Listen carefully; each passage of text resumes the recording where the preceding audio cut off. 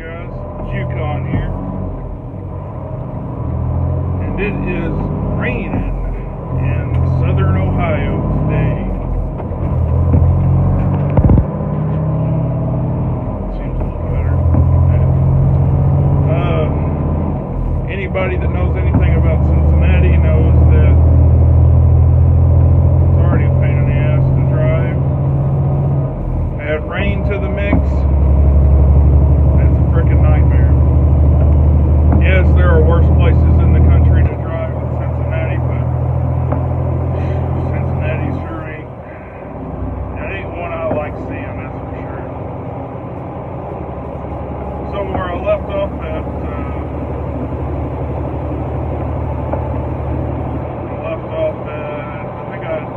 I just quit crime, right?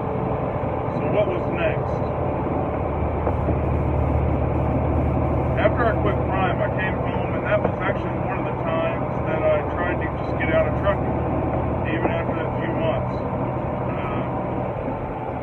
I shouldn't have done that, but I tried anyways. I tried to work at a factory, and oddly enough, it was actually a factory that I still drove. It was just basically back and forth from our production to our warehouse, basically right across the street.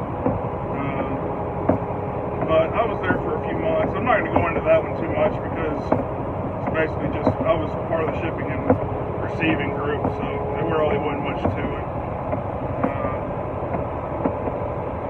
Believe it or not, I actually got fired from that job for a forklift accident. I think it was a little. I knew the guy that was the manager of that place, and word around the water cooler is they hired me, and he didn't even know it. Me and him weren't exactly, let's just say, the best of friends, and it was just an excuse to get rid of me, which, it was a forklift accident, nobody got hurt. I just had the forks raised up too high one time, and bumped into something a little harder than I should have. I mean, I probably wouldn't have fired a guy for that, but it's his call, it's his deal. Blessing in disguise. So, moving on from there, I actually went to a regional trucking job. Yeah. It was a place called On Time Couriers out of Kentucky, and they had a good gig for them. It ran me to death, but actually with them, I made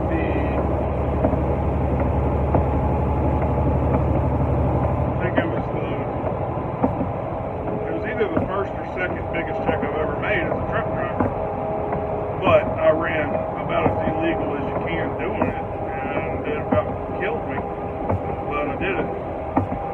But now I'm passing a prime truck here. But yeah, they had a good gig for them. They had a contract with UPS out of Louisville, Kentucky, which is a regional distributor, I guess. I don't know the actual term of what they do, but they're basically the biggest regional distributor in the area. And a lot of our runs were fairly easy out and backs. Hold on a second, I already got a sign for something up here. Left lane blocked at 13 miles. Nothing new. Somebody saw rain, freaked out, and hit the guardrail, I'm sure. But yeah, a lot of it was easy out and backs, like maybe going to Boone, Pennsylvania.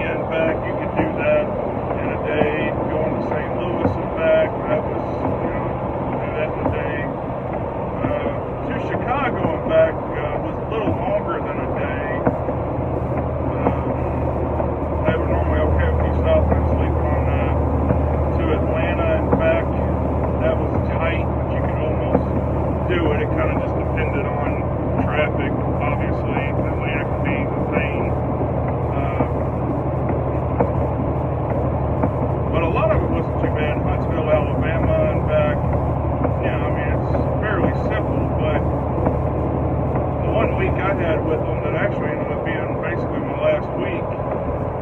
I went from Louisville to Orlando, Florida, and back. And then I went to Dallas, Texas, and up to Oklahoma City, and over to Columbus, Ohio, and then to Zanesville, Ohio, and then back to Lebanon, Kentucky, and then back up to Louisville, to Newark, New Jersey, back to Carlisle, Pennsylvania, back to Philadelphia, and then back to Louisville. It just about did me in. I mean, yeah, I'm sure there's people out there that are going to say, oh, you know, that's a weekend for me. Okay. But, yeah, I mean, that was a pretty rough weekend. There you go, I'm saying it now. It was a pretty rough week. It was either the first or second best check I ever got, but it wasn't worth it. Not even an inch. And I think that's one reason why I'm comfortable with where I'm at now is because, no, I don't make the best money here. But man, I don't work hard at all. I mean, my hardest job is driving through Cincinnati twice a day. And yeah, it sucks, especially some days like today, it's going to suck. But it could be a lot worse. And that's one thing I'm not too mad about. But I was at on time for about 3 or 4 months. And that was one of my last weeks, and it might have been my last week there. And from there I went to, I actually talked to another local place that did regional stuff. They didn't have an opening yet, but he said he said, I'm about to start a new contract. If you can give me a couple weeks, then we could use you. I asked him, I said, well, I can't afford to just not work for a couple weeks. Are you okay with me getting another job during that time? And he's like, oh yeah, no, that's no problem at all.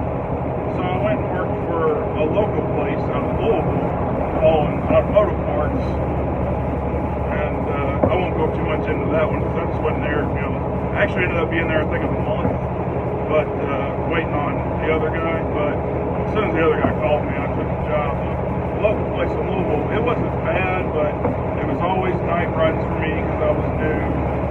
The nice thing was I didn't have weekends off, but when you're working Friday night, I mean, it ain't really much of a family weekend because you're sleeping Saturday and then up Saturday night while they're sleeping, so it just doesn't really work all that well for me. But, and the pay wasn't all that good. Plus, I had to drive all the way to Louisville to where I live, which is the actual spot where I had to pick up the truck and trailer at was about an hour and 20 minutes one way. It wore me out. Plus, you put in, you know, basically 14 hours driving the truck and then another hour and 20 minutes back. I mean, it was rough. So I was happy to leave that. And I went to this other regional place, local to me. We ran regional around the Kentucky, Ohio, Indiana, Tennessee area, West Virginia. And I was there for about 8 months. I actually liked it a lot. The only problem, I actually worked there twice. The first time I was there for about 8 months. The only reason I quit was they had a lot of older equipment, and the truck he had me in, it was an old Freightliner Classic, cool looking truck, but the seat, it was just beating me to death, and my back was hurting. My wife told me I needed to do something about it too, because it was getting to the point, I was, let's see, how old would I have been at that point? I'd have been mid-20s, and I was at the point I couldn't even hardly get out of my chair when I got home because of how bad my back was hurting. So that wasn't good.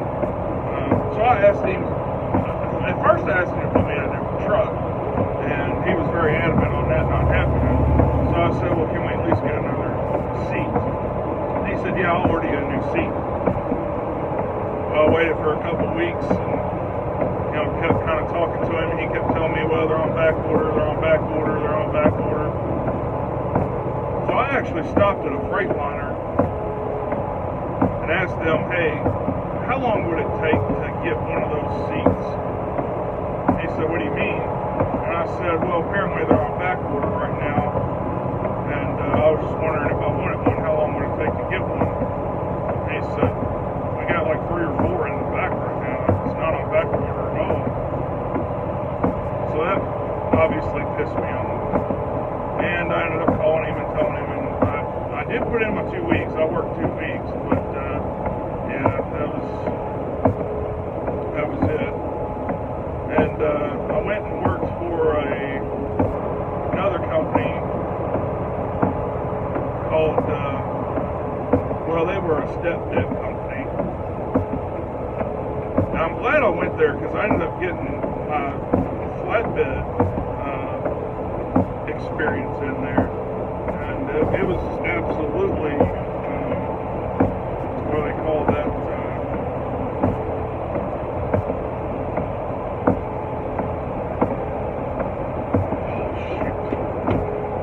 Baptism by fire. There you go.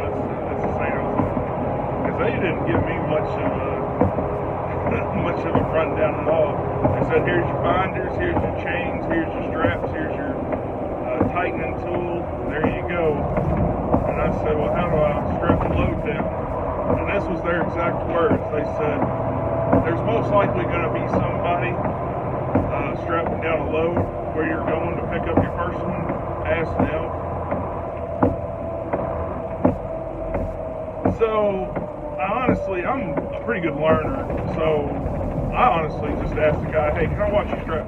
Actually, we were chaining down, crap, I can't think right now, those big coils of cables, that are up, so you put chains through the eyes of the, I can't remember the name of that thing, but you just put chains through it and tighten them down.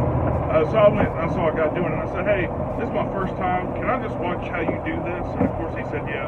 Most truck drivers, while they want to act badass, are nice guys, and for the most part they'll help you out. But, so I watched him do it, and I mean, once you do it once or twice, it's like riding a bicycle. There's really not much to it. I mean, there's always a load that's going to kind of throw you for a loop, odd and end heights and weights and where you put it on the trailer and all that kind of stuff. That gets a little difficult, and that just comes with experience. But in terms of actually strapping down and chaining down loads, it's fairly simple. The equipment at that point is really what matters. Having snap binders versus ratchet binders. Which ones you prefer? I prefer the ratchet binders. I think most people do. But the snap binders aren't bad. They're just kind of a pain in the ass sometimes. But the ratchet binders can be too. Just kind of depends. But yeah, so I got but I was only there a couple of months. Their pay, they were a little bit, they were regional, but they were a little farther than even regional. They always went to the Northeast. And I tell you, for anybody that takes a load for less than, from Kentucky going up to the Northeast and back, you better be bringing home $1,000 or it ain't worth it for a week. And I wasn't clearing nothing. I was getting 30 cents a mile. Like I said, I mainly did it to get my flatbed experience, and I did. But I couldn't afford to stay there. Hell, I'd spend all my money on going up to the Northeast, buying stuff up there. And so I was there for a few months. I liked it. They had awesome trucks. All of them were Peterbilt 379s, and had the big cat engines in them. I mean, I could get up and down the road, but yeah, it just didn't pay very good. So then from there, I actually took about 6 months off from everything. I was kind of unemployed there for a while. Actually had a few family issues going on, and just needed to take some time off, and I scrapped by doing odd and end things on my own, not working for anybody, just making odd and end little jobs. And but then back to trucking, I went back to the place before, the other regional company, and I was there about a year, right at a year. And the reason I ended up quitting the second time, I went back, and it was great because I had my flatbed experience, and the nice thing about that was he had nicer trucks for his flatbedders, and you made more money flatbed. So I was able to do both, and he really took advantage of it. Not that I wouldn't have, or that I was really even too upset with it, because I enjoy doing flatbed, and a lot of people don't. And especially at that time, I was still fairly young. I liked getting out, working, and climbing on stuff, which I'm still fairly young now, but especially back then, it was new and it was exciting, and I just liked doing it. But since then, while I was there, he was definitely taking advantage of it, and I was fine with that. Made decent money there. But it got to a point where all of a sudden I started noticing this place used to be, when I was there for the 8 months before, I was definitely home on the weekends and normally home a night or two or three during the week. Well, by the end of the second stint I was there, I was gone all week and sometimes not getting home till Saturdays and leaving out on Sundays. And it just wasn't working. I had a fairly newborn baby. I think he was about a year old at that time. And I just wasn't enjoying that at all. So I ended up asking him. He actually had an opening for a dedicated run that you took 2 trips. You were home every night, but you took 2 trips, and you're home every night and off on the weekends. And he said, right now, I really need you to keep doing flatbed stuff, but when this other guy quits, we'll talk about it. And I said, okay, that sounds great. Remember, this is the same guy that also kind of messed me over on the chair, the seat of the truck. Now, me and him had been great for my second stint there, hadn't had any issues. And then I asked him this. Well, come to find out, a couple of weeks later, he never even brought up that the other guy had quit, finally, and he hired another guy to come in and do that route instead of letting me do it. And I understand from his standpoint, it's harder to find guys that were willing to do what I was doing, and it's easier to find people that will do a dedicated route with their home every night. The problem with that is, I'd already been there a year. I definitely have the seniority at that point to take that run, at least I should have, and he hired somebody new to do it, and never even talked to me about it. It ended up upsetting me so bad that he doubled up runs on me. I was running fairly legal, but there were sometimes I'd run illegal. Well, this was one of those times he would ask me to run illegal. I was coming back from Ohio, and then he wanted me to pick up another run coming right back. It was going to be way illegal on this one. Well, I didn't text him back until I got back to the yard. I didn't even go pick up the load. I just got back to the yard, unloaded my truck, and texted him, hey, I just unloaded my truck. Sorry it didn't work out, but this was a little messed up. Well, he tried to call me. I didn't answer, and that was the end of that. I didn't want to deal with it anymore. So that's what happened there. And now we're looking up, at that point, it's very obvious that I was a job jumper. I mean, I'm not going to try and sugarcoat that. I was. But a lot of it had to do with the fact that I just couldn't find what I wanted to do. Or I couldn't settle for something that I didn't want to do. That would probably be better. Because I like flatbedding, but I didn't want to be gone all freaking week. I think I'd been a little bit, that prime kind of took it out of me pretty quickly, that I didn't want to be gone for months at a time. At least I thought. Now later on in another video, I'm going to show you or talk to you about another time I've tried a time or two to go back over the road, and it just hasn't worked. Apparently I can't learn my lesson, but it happens as a truck driver. You get that bug of wanting to get back out over the road and that freedom, and it's hard to kill. It's a hard thing to deal with sometimes. But I'm pretty comfortable here. I actually, for the first time, I've been here for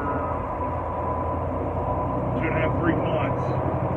This is about the time when I do dedicated runs that I start getting tired of it, and I'm just ready just to hit the road again, be over the road. I'm fine with this. As much as it sucks driving through Cincinnati twice a day. As a matter of fact, when I die, if I don't make it to heaven, I'll probably end up in Cincinnati, because that would be my hell. At 5 o'clock in a rainstorm on Friday before Labor Day. Yeah. Oh man. But yeah, I mean, it's hard to settle, and it's hard to find what you want out of this trucking job, and a lot of people don't understand that. They think it's just, oh, you're just driving a truck. There's so many different variables about what kind of truck you're driving, what kind of freight you're hauling, where you're at regionally. Oh man, there's just so much to it, and I obviously didn't know it, and I'm sure I don't know all of it to this day. You know, I've been driving for 6.5 years now. Like I said, not that long, but long enough. But I guarantee you there's still going to be things that I'm going to be learning soon. Every day I'm hearing something new. New companies are opening up. Old companies are closing. There's always something inventive. There's always innovation at this job. Eventually, I'm sure all these trucks will be driven by robots. I won't even have a job anymore. But for now, this has absolutely been the best job I've ever had. And we will continue in the next video getting towards the job I'm at now. Because I don't want to give it away. Nobody knows this company. I mean, nobody watching this video probably knows this company. But I definitely want to get their name out there, because for the job that's in our area, it's hard to beat. Like I said, it doesn't pay the best, but man, you just don't do much. So I guess I'm going to end it there. It was about a 23-minute video. That's about what I've been averaging. So yeah, we'll end it there, and this will be my third part to my trekking life. So you all be good, and I'll catch you next time. Thanks. Bye.